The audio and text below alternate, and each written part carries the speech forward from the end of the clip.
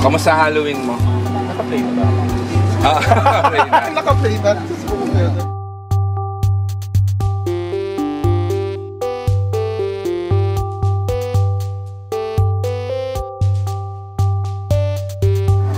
Wala, pumunta lang kami sa sementeryo.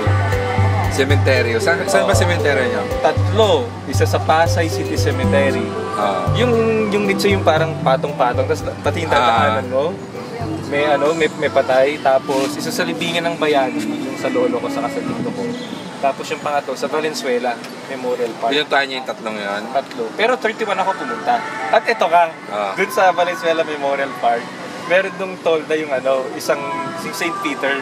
Tapos meron dong isang malaking talaga? Isang malaking pik na kabao. Ay, oo, nakita ko yun. Kasi pumunta din ako ng ng Naga kasi namatay yung tita ng friend ko. Oh, condolence. Hindi ko naman kamag-anak. Pero kasi sabi ko road trip, so po sumama ako. Nag-road trip ka pa Naga? Oo. Gano'ng katagal? 12 hours? 10? 8. So yun, St. Peter din yung memorial plan niya. So yun nga, naka-display talaga yung pic. Meron sa EDSA, di ba? Naligo ka ba? Oo naman. Meron sa may EDSA billboard yung St. Peter, di ba? Yung pink na kabaong. Tawag rito, may nagtatanong actually sa akin kung okay ba yung memorial plan. Kumuha na Meron ka ba? Ako meron. And actually, ako meron din ako. Sabi ko, oo, maganda. Kailan kumuha?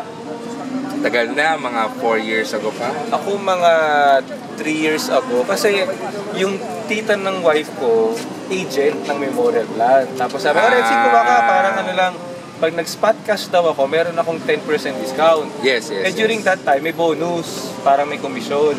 So parang inisip ko, ang gagawin ko rito sa pera na to. So sabi ko, bili ba ako ng bagong iPhone? O bili ako ng MacBook? O whatever. Lumapit yung tip, siguro nakaamoy. Na may pera ka. Although inisip ko kasi, parang during that time, 39,000 lang yun. So parang for 39,000, yun nga, may kabaong ka na.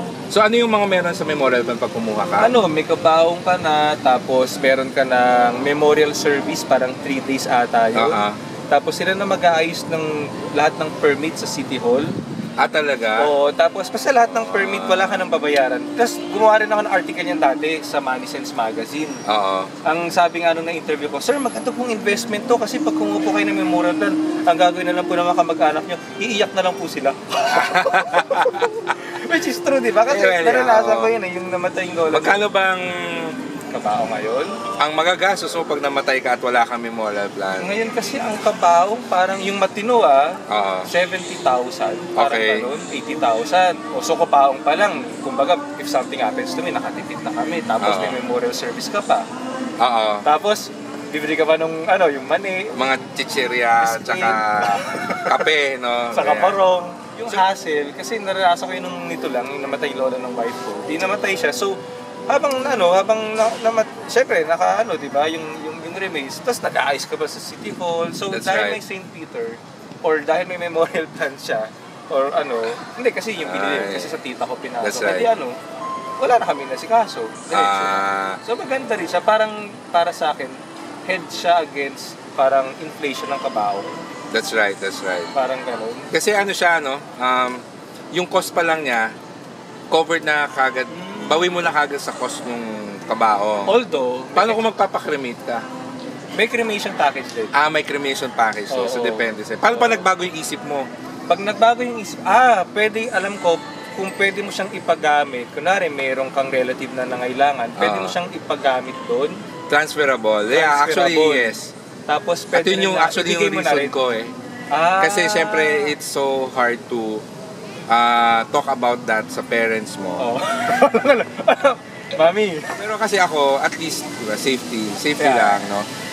And yung mga kapatid ko, pinakuha ko na rin. Para sabi ko, at least tayo meron. Tapos, so we don't really have to worry about our parents in case kasi transferable nga. Kunwari, if something happens to me, tapos naman tayo sa province, lahat ng dadaanan ko na mga city municipality, alam ko may bayad pa yun para talaga?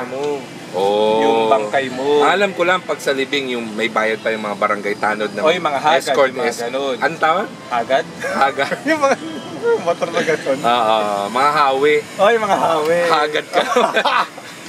Pero alam ko Hawi, nga, basta oo. kunwari, namatay ka sa Ilocos Norte. O di from Ilocos Norte hanggang Parañaque, lahat yun. Alam ko may bayad yun. Paano yung kung iba- namatay ka abroad? Yun ang i-check ko. Di ba, may mga ano naman yan, may mga death care ano naman, expert. Death care experts.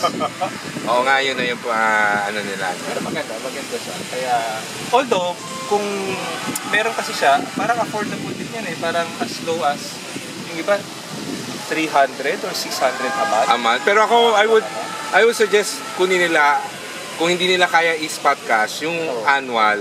Kasi, pang spot cash ka eh. Ano ba? Ikaw na nag-spot cash ka eh. Pero annual, kasi kasi medyo Mas mura, mabigat mas mura. pag monthly eh. Tsaka syempre di ba, buwan-buwan iniisip mo Oo. pa. So annual would be the best installment plan. Kung Pero hindi mo lahat kaya ng spot alam ko, cash. lahat ng mga memorial plan, payable in 5 years time lahat. Yeah, usually 5 years. Tapos the values nag-i-increase. At saka yung iba nagbibigay ng dividend. May dividend. Yung iba nagbibigay. Oo. At yung iba, Hindi ko alam yun. kasi yung article ko, article ko rin. Yung iba, parang after the 16th or 17th year, binibigay back yung binayad mo by return on premium.